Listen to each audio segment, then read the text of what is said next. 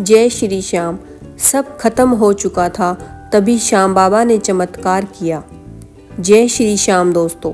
हारे का सहारा, वो नाम जो टूटे हुए दिलों में भी उम्मीद जगा देता है।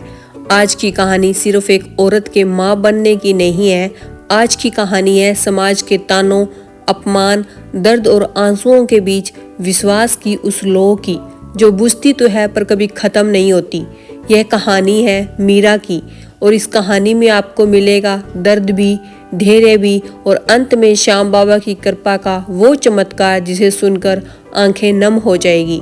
तो चलिए मन को शांत कीजिए और शुरू करते हैं आज की कथा।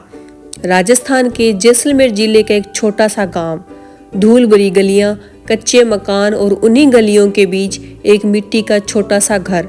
यहीं रहते थे राजेश और उसकी पत्नी मीरा। राजेश मेहनती मजदूर था, दिन भर तपती धूप में काम करता और शाम को थका हारा घर लौटता। मीरा शांत, सहनशील और भीतर ही भीतर हर दर्द को पी जाने वाली स्त्री।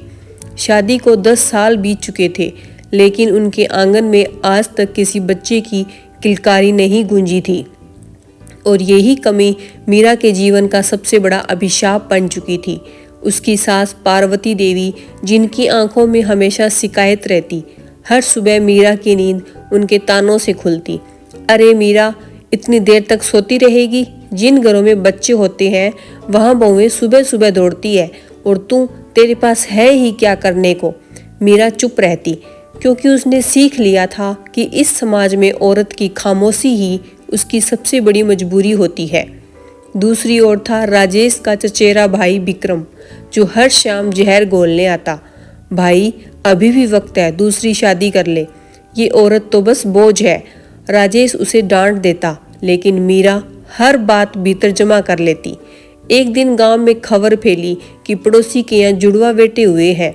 खुशी की आवाज़ें मीरा के दिल पर हथौड़े की तरह लगी। उसी दिन राजेश ने उसकी सूजी आंखें देखी और बिना कुछ कहे उसके सिर पर हाथ रख दिया। शब्द नहीं थे, पर उस स्पर्श में पूरा सहारा था। कुछ दिनों बाद डॉक्टर की रिपोर्ट आई। मीरा, आपके लिए माँ बन पाना लगभग असंभव है। वो शब्द नहीं थे, फैसला था जिसने मीरा को तोड़ दिया। उस रात मीरा ने कांपती आवाज में कहा, राजेश, तुम दूसरी शादी कर लो, मैं तुम्हारी जिंदगी की रुकावट हूँ। राजेश ने उसे सीने से लगा लिया। मीरा, तू मेरी जिंदगी है, बच्चा हो या न हो, हम साथ हैं। लेकिन दर्द वहीं खत्म नहीं हुआ। मायके में मीरा अपनी माँ से लिपटकर रो पड़ी। माँ ने बस इतना कहा, बेटा, खाटू श्याम जी के दरबार जा, जहाँ डॉक्टर हार मानते हैं, वहाँ बाबा रास्ता बनाते हैं। मीरा और राजेश खाटू पहुँचे। घंटियों की आवाज़, अगरबत्ती की खुशबू और बाबा के दरबार में मीरा टूटकर रो पड़ी। बाबा, बस एक बार माँ बना दो। 2 महीने बाद चमत्कार हुआ। डॉक्टर ने मुस्कुराकर कहा, बधाई हो, आप गर्भवती हैं। जिस घर में ताने थे वहाँ अब सन्नाटा सम्मान में बदल गया। गर्भावस्था आसान नहीं थी, खतरे आए, डर आया, पर भरोसा बना रहा। और एक सर्द रात जब मीरा जिंदगी और मौत से जूझ रही थी, तभी अस्पताल में एक नन्ही सी रोने की आवाज़ गूंजी, बधाई हो, आपके घर बेटा हुआ है। मीरा ने कांपते हाथों से अपने बच्चे को छुआ। 10 साल का दर्द आंसुओं में बह गया। दोस्तों, यह कहानी सिर्फ मीरा की नहीं है, यह हर उस इंसान की कहानी है जो टूट चुका है लेकिन फिर भी विश्वास नहीं छोड़ा।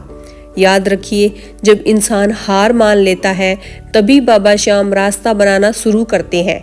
इसलिए उन्हें कहते हैं हारे का सहारा श्याम बाबा। अगर इस कहानी ने आपके दिल को छुआ हो तो एक लाइक जरूर कीजिए, और ऐसी ही भावुक कथाओं के लिए कथा कहानी 13 चैनल को सब्सक्राइब करें। कमेंट में जरूर लिखिए जय श्री श्याम।